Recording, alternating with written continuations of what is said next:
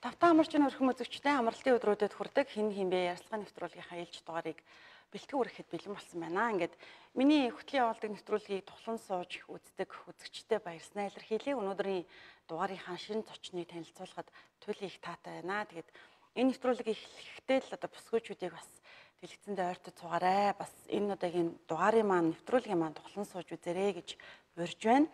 Ингээд өнөөдөр би нэвтрүүлгийнхаа зочны хамирт Ласента эмэгтэйчүүдийн ерөнхий захирал Балармаа гэдэг эмэгтэйг бас урьсан байгаа. Ингээд Эрдэнэтийнхаа эмэгтэйчүүдийн өмнөөс энэ өдрийн мэнд хүргэе. За баярлалаа та бүхэнд ч гэсэн энэ өдрийн мэнд хүргэе. Мэд эмэгтэйчүүдтэй энэ өдрийн мэнд хүргэе. Тэгэхээр нэвтрүүлэгтээ зорж урьсан одоо бас зорилго маань бол эмнэлгийн талаараас ойлголтыг эмэгтэйчүүдтэй, бүсгүйчүүдтэй өгье гэж бодсон. Тэгээ бас эмэгтэйчүүдийн ертөнцөөр бас хамтдаа бас гоё ярилцъя. Тэгээд ерөн Балармаа гэж бас эмэгтэйтэй ойр танилцъя. Ер нь яг хийм бэ гэдгийг бас тий бүсгүйчүүдтэй, үзэгчтэй бас танилцуулъя гэсэн юм зорилготой урьсан байгаа. Тэгээд урилгыг хүлээн авч ирсэнд баярлалаа.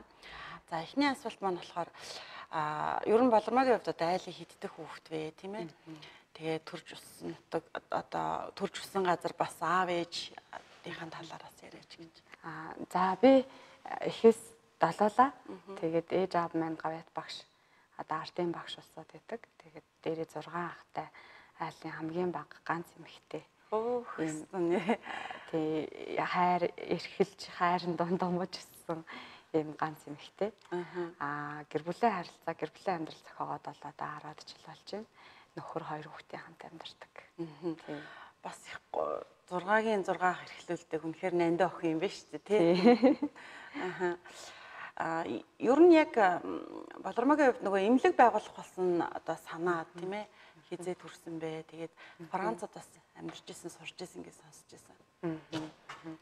За ерөнхийдөө бол би багаасаа нөгөө эмэгтэйчүүд талдаа тий арьс гоцл талдаа эмэгтэйчүүдэд одоо хайрлагдах сайн сайхан байх талаас нь эмэгтэй хүний энэ гоо сайхан талаас нь айгүйх сонирхолтой. Тэгээд ерөнхийдөө бол 2008 оноос эхлээд арьс гоцлын чиглэлээр сураад мэрэгшээд мэрэгжлийн зэргүүд аваад арьс гоцлын салон эмнэлгийн төвшөнд ерөнхийдөө үйл ажиллагаа байгуулад 2008 оноос хойш эмчилгээ хийгдэж явсан. За 2016 онд бол яг энэ Францын нөхөн сэргийн физик эмчилгээний төхөөрөмжийг Монголд анх удаа эмчилгээ үйлчилгээндээ нэвтрүүлэх одоо юм боломж болсон байна. Одоо над дээр ирээд ерөнхийдөө бас Францад амьдардаг, Америкт амьдардаг юм хураагч нартыг нийлээд нэгч нар байна бас санал тавиад 5 жилийн судалгааны үр дүн дээр бас энэ Францын арт цэгцэрлэгийн эмэгтэйчүүдийн арт цэгцэрлэгийн булчин нөхөн сэргийх физик эмчилгээний төхөөрөмжийг Ласента эмнэлэг дээр 2016 анх нэвтрүүлсэн байна. Тэрнээс хойш одоо ингээд 4 дахь жилдээ үйл ажиллагаа явуулж байна. Бас ингээд одоо өнөөдрийн төвшөнд 4 жилийн дараа ингээд эргээд харахад бас шинэ технологиг, шинэ эмчилгээг, тэр шинэ ухагтхууныг, шинэ эрүүл мэндийн боловсролыг бас Монголдо нэвтрүүлээд маш олон эмэгтэйчүүд, гэр бүлүүдэд, ээжүүдэд зөв мэдээлэл түгээгээд бас ингээд явж байгаа. Бас маш гоё үр дүнгууд гарцсан байгаа учраас бас аюу сэтгэл хангалуун байна. Эмэгтэйний нөгөө дотоод гоо сайхан гэдэг зүйл маань энэтэй бол зайлшгүй холбоотой шүү дээ тийм ээ. Тэгэхээр би нөгөө Францад сурж исэн бас нөгөө тэнд хийн одоо бас эмэгтэйчүүдийн амьдралыг яг энэ эмнэлгээ байгуулахаас өмнө судалж исэн гэдэг утгаараас асуугаад байгаа байхгүй юу. Яагаад одоо энэ олон улс орнуудаас Франц улс маань энэ технологиг ингээд дэлхийд бүр анхалж гаргаж ирж байгаа. Одоо Францын LPG-ийг аппарат бас байдаг, монголчууд эмэгтэйчүүд дэлхийд дахинаад бас мэддэг. Тэгэхээр Франц эмэгтэйчүүдийн амьдралын талаар зүгээр ярьж өгөөч.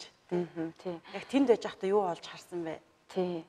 За ерөнхийдөө бол яг энэ төхөөрөмжийг олсон ололт маань бол Америкт байдаг манай хурагч өөрийн туяа гэдэг эгч минь Америкт амьдардаг.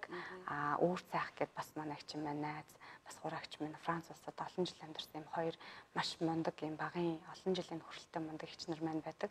Тэг манай өөрийн туяа эгч минь өөрөө 3 төрөөд Америкт амьдарч байхдаа 3 төрөөд бас тодорхой хэмжээний эмэгтэйчүүдийн төрөлтөөс үүдэлтэй, жирэмслэлтээс үүдэлтэй давсаг умаан булчин бол тодорхой хэмжээгээр маш доошо суулт өгдөгөө, амжилт өгдөгөө. Энд бол ерөөсөө дэлхийн хамгийн мундаг төхөөрөмж, мундаг эмчилгээ, эмэгтэй хүний төрөлтийг, эмэгтэй хүний жирэмслэлтийг эрүүл байлгадаг, төрөлтийг эрүүл байлгадаг, төрсний дараах хамгийн гоё эмчилгээнүүдийг хийдэг гэж маш олон жилийн судалгаан дээр бас энэ Франц орн руу өөрийн биеэр зорин очиж туршиж 3 төрснийхаа дараа эмчилгээнд орсон. Энэ дээрээс маш гайхалтай үр дүнг ингээд мэдрээд ерөөсөө энэ Монгол эмэгтэйчүүд бол нөхөрч хүн боловсралгүй юм байна тийм. Монгол эмэгтэйчүүд бол энэ одоо бэлгийн боловсралгүй байгаад идэх юм байна. Монгол эмэгтэйчүүд зөв хөвшилгүй тийм. Бусад орнуудыг бодоход тодорхой хэмжээгээр хөвшлийн хувьд бол одоо тодорхой хэмжээгээр ингээд хөгжил айгүй хойно яваад идэх юм байна. Дэлхийн эрүүл мэндийн байгууллага дэлхийн эмэгтэйчүүд буюу ялангуяа нөгөө эрүүл мэндийн одоо салбар нь хөгжсөн орнууд бол яалтчгүй эмэгтэй эрэгтэйчүүдийн багаар цэгээр бол юм болчин да ялангуяа эмэгтэйчүүдийн арц хөтрэний болчин чинь жирэмслэлт дээр эрүүл байх хэвээр тэ эрүүл хүүхдэд тээх хэвээр эрүүл төрүүлэх хэвээр төрсний дараа зайлшгүй нөхөн сэргээх хэвээр ингэснээр гэр бүлийн тэр халуун татны уур амьсгал эмэгтэй хүний аз жаргал тэ бүр нөгөө эрүүл аз жаргалтай амьдрах эрхийн хэмжээнд бүр үзэж гэр бүл эрүүл байна гэдэг маань эмэгтэй хүн эрүүл байна гэдэг маань гэр бүл эрүүл байдаг. Гэр бүл эрүүл байна гэдэг маань нийгэм эрүүл байдаг.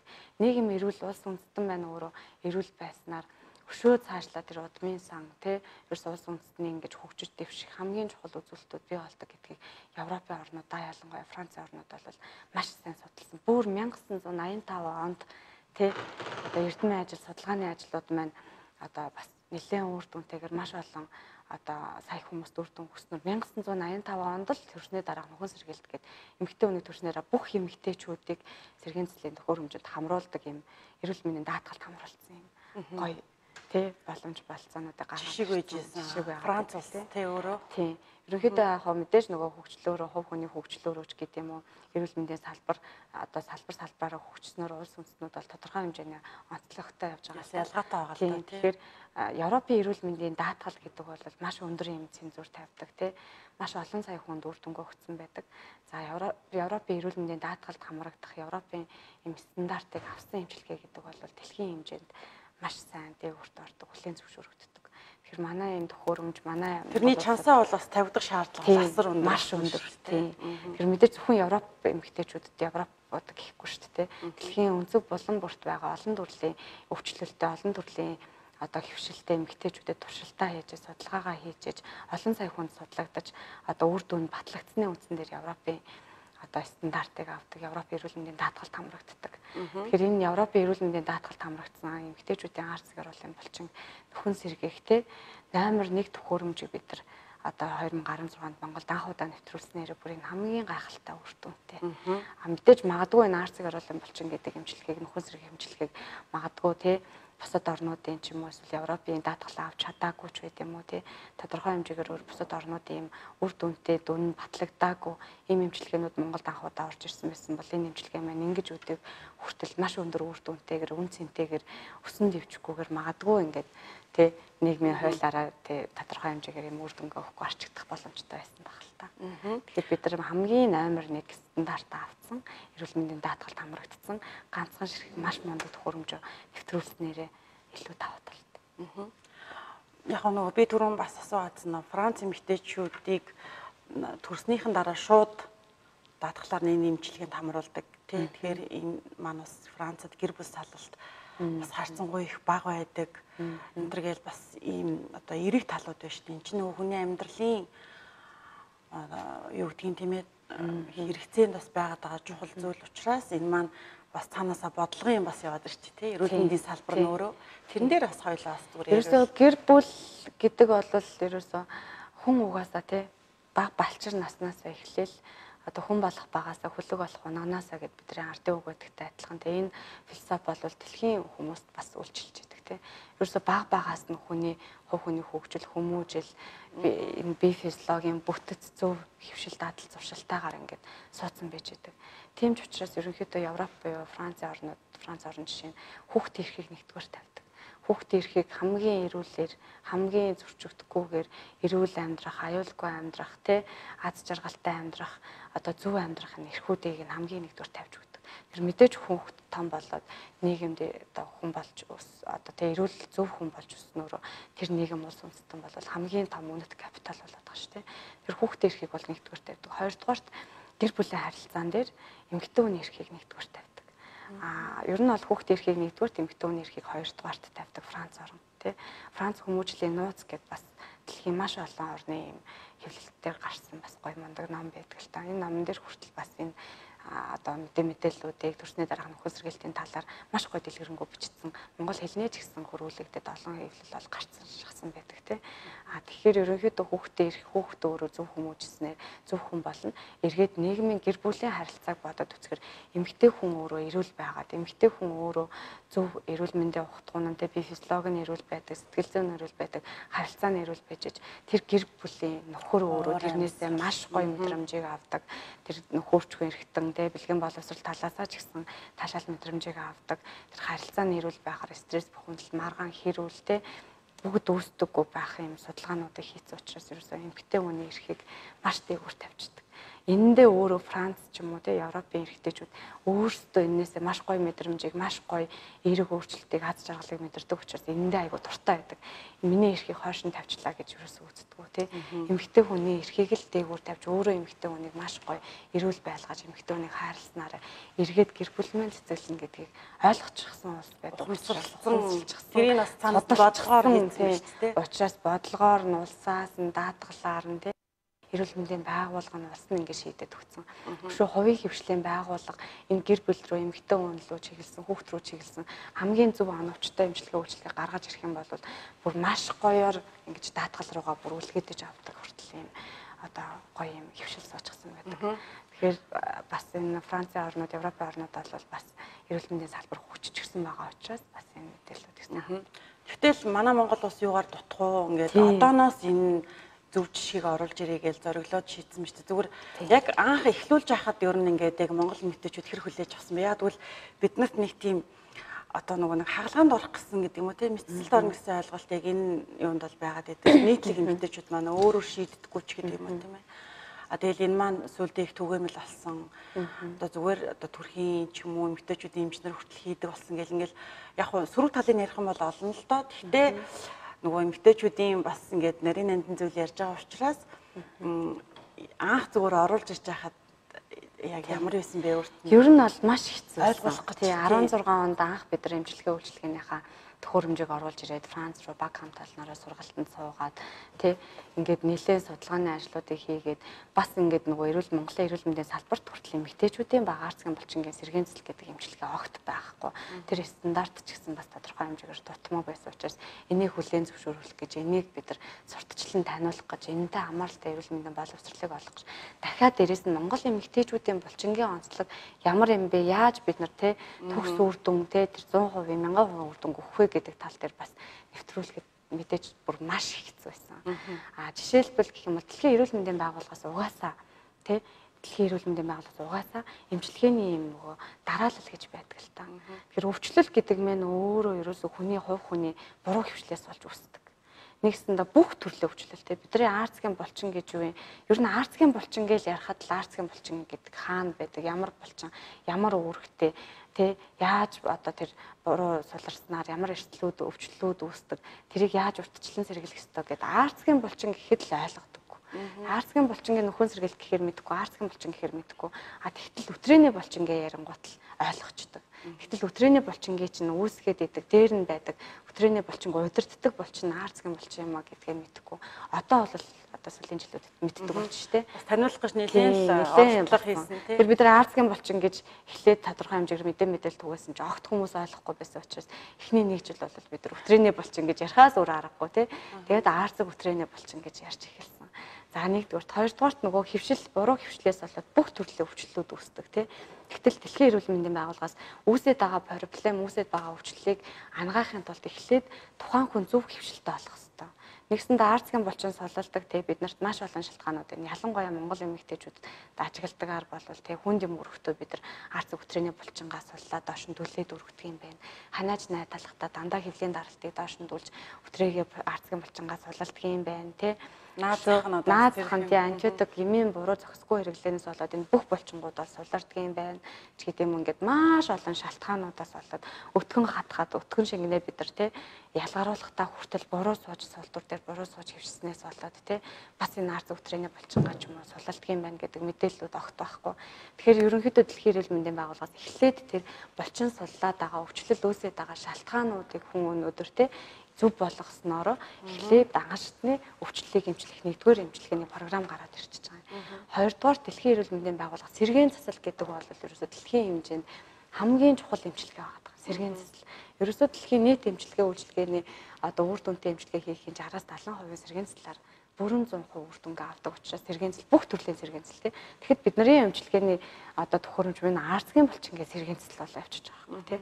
Тэр сэргээнцлийн төхөөрөмжөөр заавал эмчлэгдэх ёстой юм аа гэдэг бас нэг юм чухал эмчилгээний практик. 3 дугаарт эмч тий мэдээж нөгөө эмчилгээний програм дээр эмийн ч юм уу тий одоо юм практикаар эмчилгээ хийн. А эцсийн шатанд энэ одоо олон эмчилгээний одоо практикуудыг ашиглаад үр дүнгүй, үнэхэрийн үр дүн өгөөгүй тий ийм хүнд бол эцсийн шатанд бараг зүгээр нөгөө одоо амь насыг аврахын тулд ч гэдэг юм уу тий одоо мэсаачилбар хэрэгэлдэг ийм эмчилгээний практик байгаа даа. Гэтэл манайхан болохоор ерөөсөө л нэг жоохон шээс задгаарлаад авсан хүнжилт өглөөхөд бусад энэ арга техник тэгтээ бас тодорхой хэмжээгээр сэргээнцлийн төхөөрөмж нэвтрээгүй байсан учраас одоо хагалгаа мэсаачилбар хийхээс өөр арга байхгүй. Төвцөлд очсон ч гэдэг юм уу те автоматар шууд л ерөөсөө нэг мэсаачилбараа сонгоод идэв те. Энэ мэн өөрөө угаасаа эмчилгээ үйлчилгээний стандартаа буруу байгаад байгаа. Ингээ ярил бас асар олон зүйл байгаа тийм. Эргээд нөгөө мэсийн эрсдлүүд, мэсээс гарах өр дагаврууд, тий сөрөг дагаврууд, эрсдлүүд гэдэг маш олон эрсдлүүд байдаг учраас эндээ буцаад өвчлөлт маань хүндрэх бас эрсдэлтэй болчдөг. А нөгөө талаасаа Дэлхийн эрүүл мэндийн байгууллагт бас гаргасан хамгийн том алдаа гэж бас нэг алдаа гаргаж ирж байгаа юм л да. Тэр мэн юу вэ гэхээр нөгөө шулуухандаа хэлэх юм бол нэгсэндээ маш олон одоо жишээ нь арцгийн булчин суларсантай хамааралтай эмэгтэй хүнд те бүх төрлийн шээс задгаарлууд үүсэж байна те цэвэрлэлийн эрт үеийн шинж тэмдгүүд илэрч байна. Хоёр дахь өргүүдэл илэрч байна гэдэг юм. Өтрээний булчин суларч байна те өшөө гэр бүлийн харилцаанд тоглож чинь эмэгтэй хүний нөгөө бэлгийн амьдралаас таашаал мэдрэмж аваад байгаа байдал маань багасж чинь гэдэг юм уу. Гэр бүлийн харилцаанд нөгөө тий өвтгөн хатж чинь гэдэг юм уу. Маш олон шалтгаанууд арцгийн булчинтай хамааралтайгаар одоо булчингийн үйл ажиллагаа булчин суларсантайгаар анхан шатны үүдэл нь өөрөө тэр болоод ах тий нөгөө хитрхи олон хуваацсан нэгсэндээ эмэгтэйчүүдийн эмчтэй урологийн эмч гэдэг юм уу мэсийн эмч гэдэг юм уу ингээд уг арцгийн булчинтай хамааралтай арцгийн булчингийн эмч гэж биш тий ингээд маш олон эмчнэрт нарийн мэрэгжил олгоод ингээд хамааруулад явчихаар энэ мэн өөрөө бас энэ гэхдээ Монгол улсад биш л дээ дэлхийн угаасаа эрүүл мэндийн байгууллагаас анагаах хонд гарсан бас тодорхой хэмжээний буруу зүйл болоод энийг одоо зас залруулад бусад орнууд хөгжилтэй орнууд бол одоо арцгийн булчингийн эмч гэд бэлдээд явж байгаа жишээ нь ингэснээр нөгөө голомтоороо эмчлэгдэх те маш олон завуурууд нэгэн дор эмчлэгдэх бүрэн боломжтой болчихж байгаа. А ингэснээр бид нөгөө талаас нь харахаар арцгийн булчингийн нөхөн сэргэлт гэдэг эмчилгээ маань нөгөө саяны дурдсан те маш олон өвчлөлүүдийг курсээр нэгэн зэрэг зөвхөн шээс задгаарлын эмчилгээ биш те нэг курс эмчилгээнд орсноор бүх асуудлуудыг бүрэн эдгэх бүрэн боломжтой болоод юм үр дүн гараад ирж байна. За эмэгтэйчүүд маань ерөнхийдөө ингээд нөгөө яг ийм сэдвээр ярихаар найз нөхдийнхөө хүрээнд ч юм уу тийм ээ татныхаа хүмүүстэй ингээд яриад өнгөтдөг.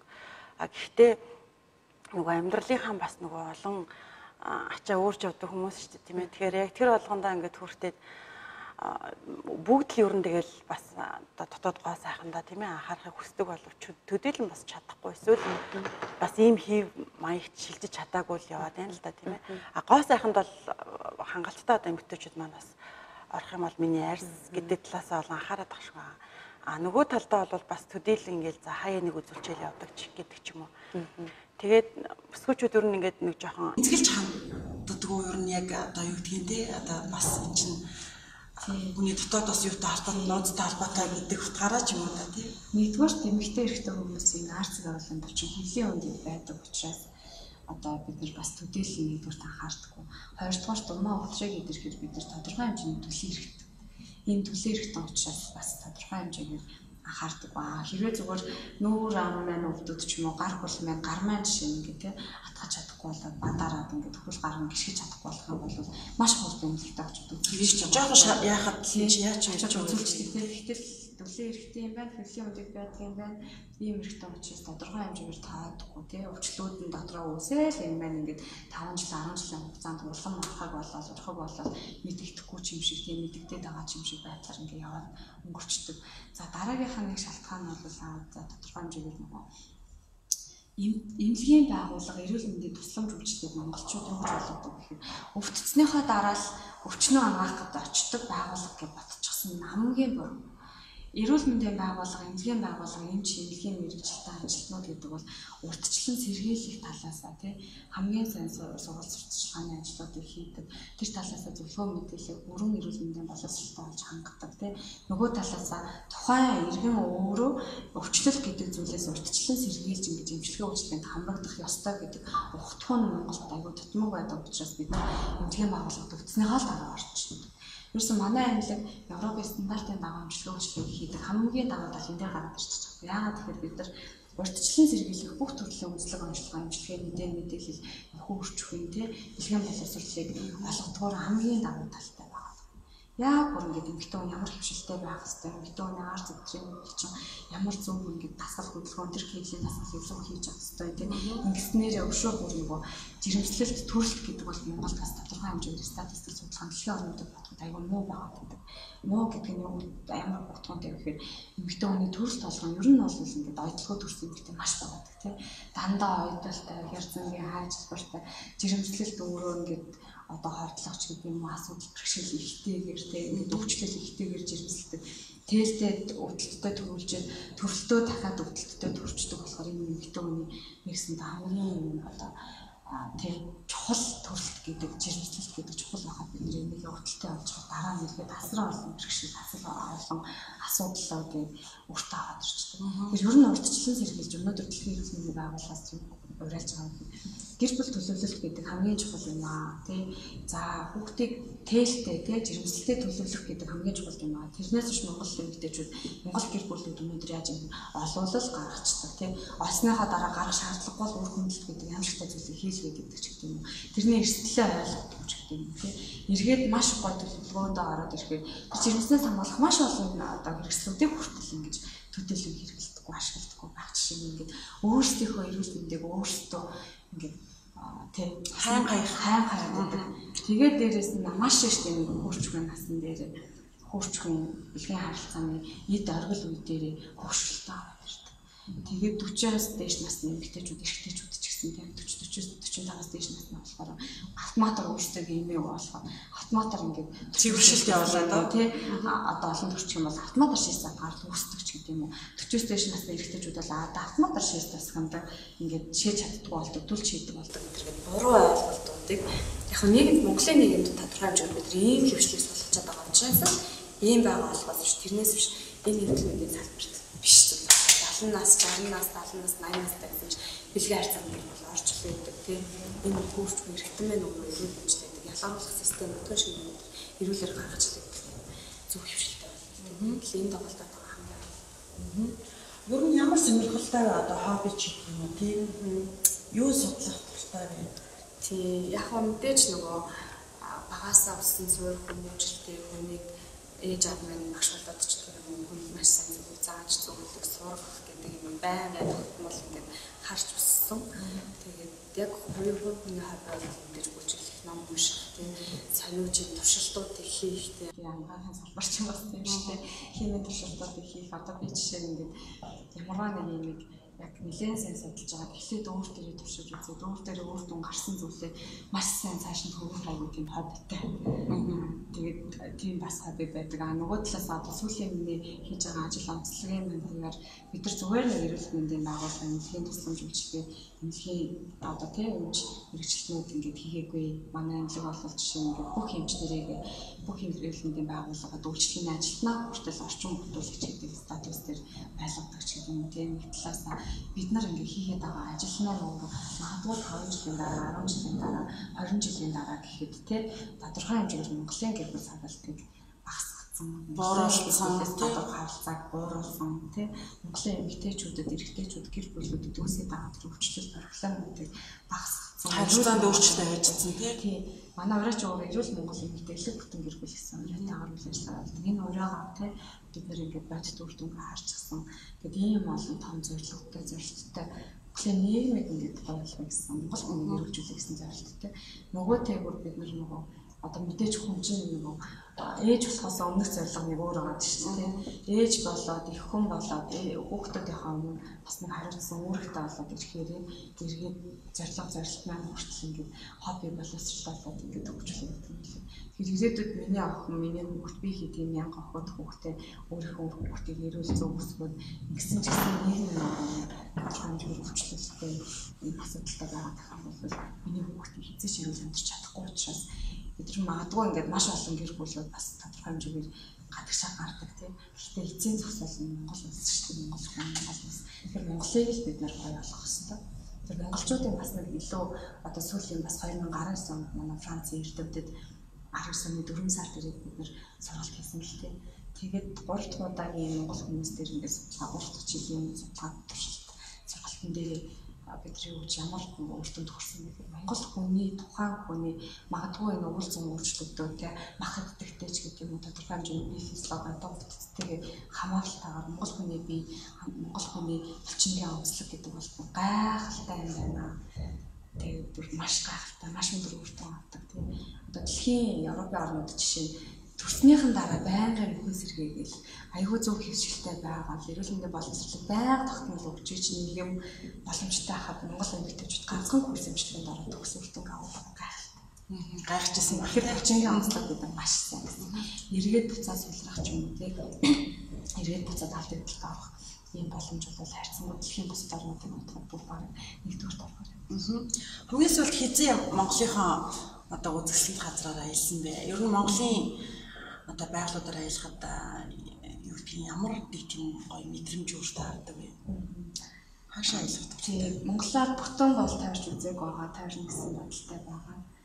Тэгээд яг ингээд тодорхой хэмжээгээр сураад, боловсраад, одоо нийгмийн харилцаанд ороод гэр бүлийн харилцаанд тогтворчоод ямар ч байсан 2 хүүхэд гараад ингээд гоё халаан долоон гоё амьдрандаа гэсэн чинь асар том үүрэг хариуцлагатай болоод асар их ажилтаа болоод үлдсэн.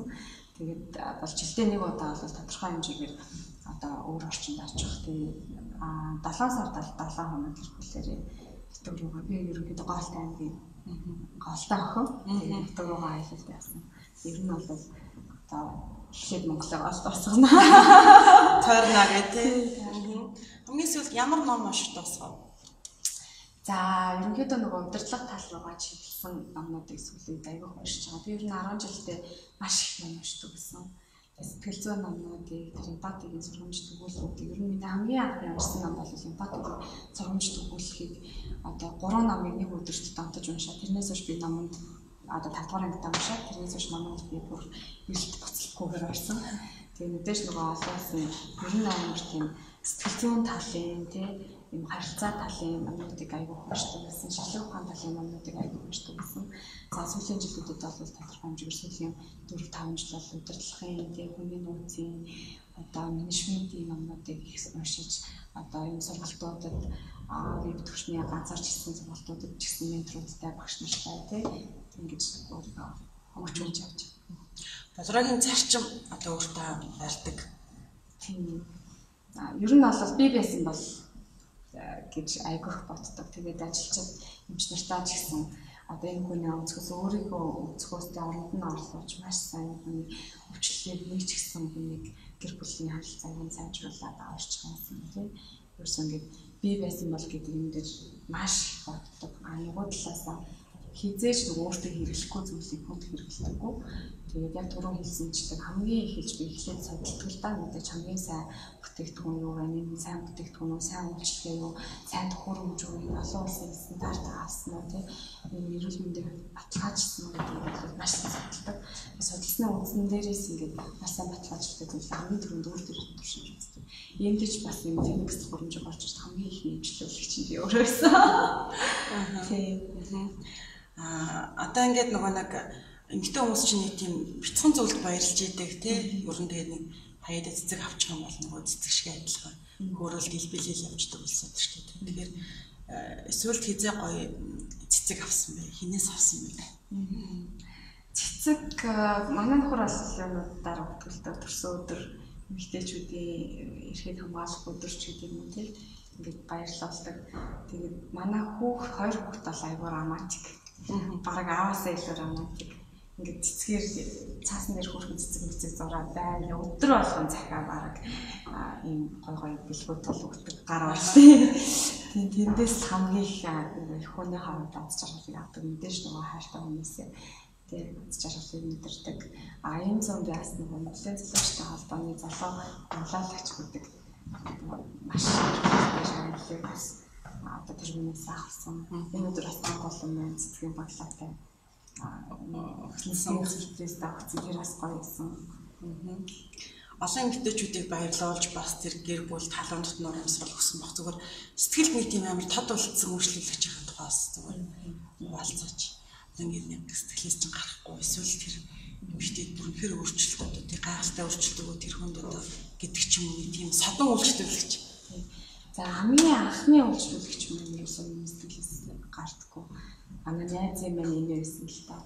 Тэгээд цагаан бахан ирэхэд цагаан бахны буюу гэмрээ хаалгаанд орох гээд тэгээд тухайн энэ маань өөрөө эмэгтэй маань өөрөө бүр хаалгаанд орох гээд өдрөө авсан багт би хастаалаа мессеж ажиллаж битгий сонгож та хэлээд ямар ч гэсэн манай амжилтыг яваад үз.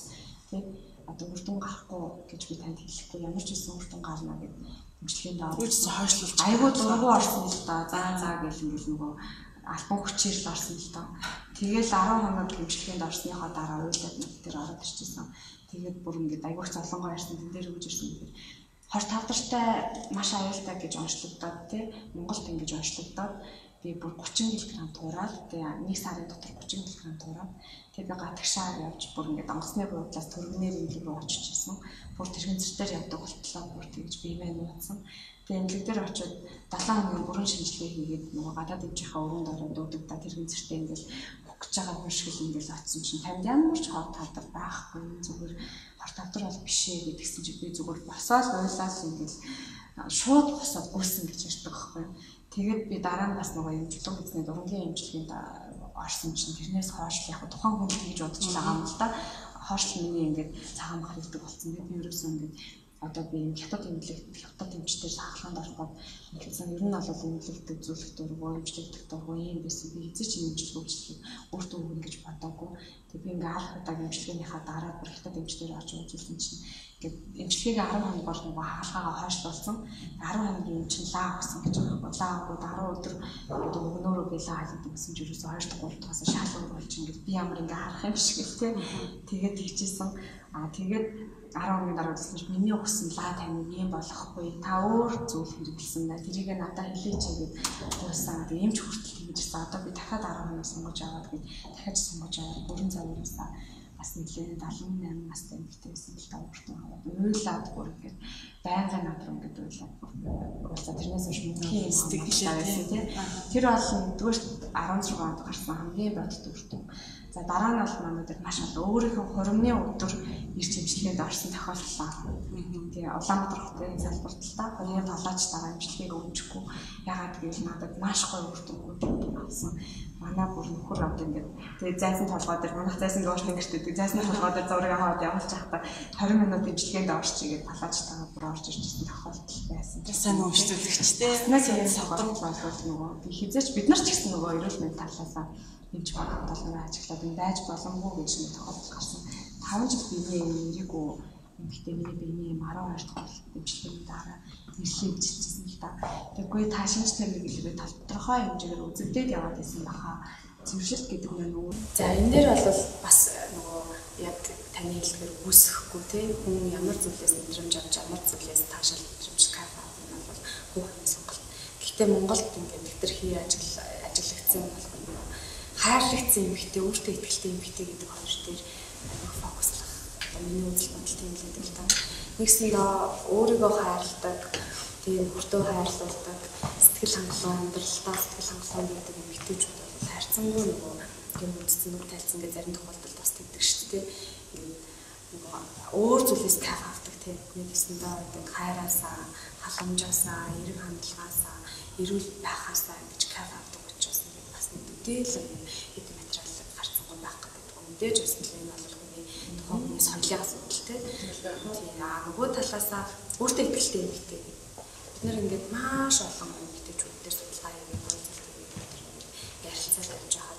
Ер нь бол эмэгтэй өөртөө ихтэй юу болгох юм бэ гэхээр ихэнх одоо яг ингээд маш олон зүйлүүд гарч ирдэг л тийм. Одоо мэдээж тархалчих юм бол өөртөө ихтэй алдчихдаг тийм. Царай ингээд нэг хоолойд үрчиж юм бол өөртөө ихтэй алдчихдаг тийм. Одоо юу гэдэг чинь маш олон шалтгаанууд бол байдаг. Тэгээ өөртөө ихтэй олж авах эмэгтэйчүүд маань нүрээ гоё болгоод өссөн янзлал одоо тураал тийм ингээл маш олон хамгаалдаг юм хэрэглэдэг ч гэсэн эцсийн шатнд өөртөө ихтэй эмэгтэй юм би чинь юм ч юм бол өөртөө хайрлагдсан ч юм уу өөрийгөө хайрласан эмэгтэй өөртөө ихтэй. Тэр хүн нэгсэндээ өөртөө итгэлтэй, үнэхээр өөртөө итгэлтэй болоод тий. Үнэхээр энэ хүн би ганцхан чандаа хязгааргүй хайртай. Чин бүхэл амьдрал, бүхэл ертөнц гэдэг үгийг чин зүрхнээс нь хэлээ тэрийг ингээд сонссон үедээ бол одоо юу гэдэг чинь нөгөө илүү юм өсгөө болчдөг тий. Таран байгаагаасаа ч кайф авчдаг тий. Өдөөж нөгөө тавлалт бол юм юм бол байж болохгүй. Гэхдээ нөгөө турах гад тэрийг нөгөө өөртөө итгэл олж авахгүй зүгээр асуудлын тарганаас ингэж одоо нөгөө төргөө хитрхийг фокуслаад хаваа тий. Сэтгэл зүйн хувьд бол стресстэй үр дүн төдийлэл авахгүй тий. Уран арга зам гэсэн бод гэдэг. Гэтэл сэтгэл зүй тайвшраад өөртөө итгэлийг олоод ирэхэд маш хурдан гоё тураад галбарч чад тий. Өөртөө бүх зүйлийг ингээд би юу хэрэгтэй юм бэ? Би яах хэрэгтэй? Эрүүл мэнд гэдэг ямар чухал юм бэ гэдэг талруугаа орчдөг. Эрүүл мэнд гэдэг утга маань өөрөө угаасаа манай Ласанте гэдэг нэрмэн Францаар эрүүл мэнд гэсэн утгатай тоглолт тий. Европын орнууд Франц ялангуяа дээд хүний амьдралын хамгийн дээд зүйл эрүүл мэнд учраас хундаг тулах мөчтөд тий хамгийн дээд гоёыг санте гэж хундаг тулахдаг ийм гоё нэрхтэй гоё юм шүү дээ. Тэгэхээр эрүүл мэнд гэдэг маань өөрөө биеийн эрүүл мэнд, сэтгэл зүйн эрүүл мэнд, нийгмийн эрүүл мэнд гэж зохицуулж ээж үүсдэг учраас зөвхөн биеийн нэг эрүүл үзүүлээд онцлуулаад шинжилгээ өгдөг эрүүл гараад байдаг. Тэгсэн хэрнээсээр сэтгэл хангамжгүй бус байгаа гэдэг тийм. Тэгэхээр бие эрүүл байх нь нөгөө талаас сэтгэл зүй эрүүл байх нь сэтгэл зүй бие хоёр эрүүл байхаар хүссэн хүсээгүй нийгмийн харилцаа, гэр бүлтэй харилцаа, ажлынхан толгойн харилцаа тийм бүх нийгмийн харилцаа нь бий болдог. Тэгэхээр эрүүл мэндийг одоо эрүүл амьдрахын тулд эрүүл байхын тулд эрүүл мэндийг зохицуулахын тулд энэ гурван чиглэлийн бүтцийг хэрэгжүүлж байна. Хийж тустай. Бие засаад гэрээ засаад хүн болох багасаа бүлэг болох гоноосаа гэж ерөнхийдөө яг тэр ардын дээр өгнөд бол ер нь 2 өгöd хорвоо дүүрэгцэн байдаг тийм энэ бол гайх юм шиг тийм. Ямар үйлрэл тустай? Бүх үйлрэл. Тийм цасаргүй гоё гэж юм тийм 100 дэлгэрхээр байж. Цас орж байгаа тэрнээс хүн ер нь бол нөгөө бүх зүйлээс эерэг мэдрэмжийг гоё авчиж чадчихжээ тийм. Борооны туслаас шингэл кайф авчдаг.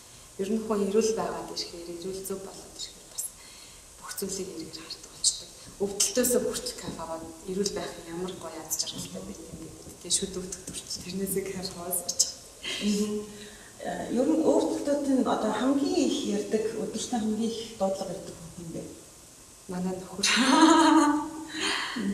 Тийм ер нь яг би яагаад энэ тал руу илүү судалгааны ажлууд тэг хийгээд хөгжүүлээд энэ хөнсрийн хэмжлэгээ эрүүл мэндийн зөв хөвшлээ яагаад монголчууд одоо чухал вэ гэдэг талтай би ер нь өөрөө тодорхой хэмжээгээр нэлээд судлаач тэг гэр бүлийн харилцаа зохиогоол анх нөхөртөөгөө суухдаа та гэж дууддаг ээж аав та гэж дууддаг болгооч тэр юм уу хүндлэл байх хэвээр тийм ихтэй хүн өөрөө аягүй мундаг манлайлагч байх хэвээр өөрөө улааг байх хэвээр гэх үзэл баримтлалтай аягүй өөрийгөө хичээдэг мэрээдэг чармаадаг хөгжүүлдэг лээсэн л та гэсэн хэдиж Монголын нийгэм бол хичнээн тэгэж хичээгээд мэрээгээд чармаагаад номыг самшаад тийм аль талаас ээж талаасаа ч одоо жишээ хүүхдийнхаа даахыг авах гэхэд хүүхдийн даах авах Монгол яс санчлал юу гэж бүх номууд ингэ дуусгадаг гэдэг номыг сан хэсчдэг тийм хүүхдэд жирэмсэн боллоо анхны жирэмслэлт үзлээ би жирэмсэн боллоо гэдгийг мэдэн гутаа би жирэмслэл гэж ямар явах хэвээр төрөл гэж яадаг юм тэр базлалт гэж юу ингээл бүх юм судалдаг юм хүүхдээс л та тэгээд хідээ гисэн ч гэсэн бас нөгөө механик хүчин зүйл гэдэг тийм Монголын нийгэмд тэртээ бид нар амьдраад байгаа учраас тэр бас зүйлүүдээс болоод энэ орчин нөхцлөөс болоод бас маш их зүйлийг алддаг. Тэгээд ирээдүйд тодорхой хэмжээгээр би 16 онд дэмжлэг хөгжлөнд орохдоо би амар том асуудал бэрхшээлтэй гэр бүлээс гадуур харилцаа гэр бүл салалт гэдэг зүйлийг мэдрээгүй байсан ч гэсэн энэ хэмжээнд ингээд энэ боловсролтой хичээгээд жүрсэн те та минь гэж дуудаад сайн ээж болоод сайн гэр эзэгтэй болоод сайн хоол хийдэг болоод энэ байсан ч гэсэн ирээдүйд магадгүй 40 50 нас хүрсэн эмэгтэй хүнийхээ ирээдүг ингээ хараад ингээ төсөөлөхөөр яахын аргагүй ямар сайн мессеж Монголд бас тодорхой хэмжээгээр асуудал эрсдэл айгүйх байх хэрэгтэй байдаг юм байна гэдгийг харсан. Тэгээд үнэхээр халуун татны уур амьсгал гэр бүлийн харилцаа, бэлгийн харилцаа нэг бэлгийн боловсрол дээр тийм бэлгийн боловсрол бэлгийн харилцаа гэдэг үзэхээр манай монголчууд амар олон хүнтэй хатаж үзсэн ч юм уу тийм туршлагатай гэж буруу ойлгоод байдаг байхгүй. Энэ чинь атом бүтцээ ойлгох, би физиологи гэж юм, хурц хэрэгтэн гэж юм, тавилт гэж юм гэдгийг судалж мэдэх өөрөө боловсрол болоод явчихдаг. Тэгэхээр бэлгийн боловсралтай, бэлгийн туршлагатай гэдэг ихээр ингээд буруу зүйлийг ойлгож тийм айгүй аюултай. Тэгээд тийм жоохон нууцлаг хийх хүмүүс нэг дахиад чи тийм одоо юу гэдэг энэ бол тийм нарийн нандин одоо нэг хүний хоёр хүний нууцч юм ярахтаа бас нэг тийм бивэршдэг гэдэг юм уу тийм хаалгаа тийм шүү. За ямар ч үсэн энэ бол маш чухал харилцаа гэдэг бол хүн болгон мэддэг хэдийч цаг зав гаргаж гэдэг юм ингээд зорж очихдоо жоохон харамсалтай гэдэг. Тэгэхээр энэ бол та нэг удаа зорж очиод бүр ингээд өөртөө цаг зав гаргаад тийм ээ. Энэ бол ачаалгүй 100% өгөх юм шаардлага бол ялангуяа бүсгүйчүүдэд маань байгаа шүү гэдэг хэлээд бид хоёр аягүй олон асуултууд бас хариулт авч чадсангүй нэвтрүүлгийн манцаас байгаа учраас хэлээ. Эргээ дараанаас бид хоёроос ярилцгаалнаа гэдэг. Бидний ярилцлагыг тусан сууж бидний ярилцлагаас зүүн ч гэсэн өрсөндөө одоо ихтэй мэдээлэл олж авсан гэдэг. Итгэж байна. Тэгээд бүх сайхан Монголын гэр бүлүүдэд амралтынхаа өдрийг гэр бүлийн 17 дугаар амьсгалын дараа аз жаргалаар дүүрэн бас сайхан өнгөрүүлээрэй гэдэг хэлье. Тэгээд 40 даас баярлалаа. Манай эрдэнтийн бүсгүйчүүдэд эрдэнтийн үзэгчтэй хамт. Тийм саяны нөгөө гэдэг шигтэй манай эмнэлгийн өрөө албад эрүүл Монгол эмэгтэй элэг бүтэн гэр бүл. Эмэгтэй хүн бол гэр бүлийн эд эс ширхэг бүрийг бүртгүүлж өгдөг. Хамгийн чухал үүрэгтэй, хариуцлагатай, мэдлэгтэй боловсралтай юм гэдэг. Тэгэхээр эмэгтэй хүн та өнөөдөр эмч шиг, ээж шиг, багш шиг явдаг учраас боловсролыг зөв өнцгөөс, зөв талаас нь, зөв хүнээс нь зөв аваасаа тэгээд эрүүл Монгол эмэгтэй элэг бүтэн гэр бүл та бүхэнд бас ажлын өндөр ажилласаа. За баярлалаа. Ингээд нэвтрүүлэг маань эрт 7 хоног та бүхэн иргэн өрөх болно. Анхаалаа хандсан баярлалаа. Дараагийн дугаарыг уулзлаа.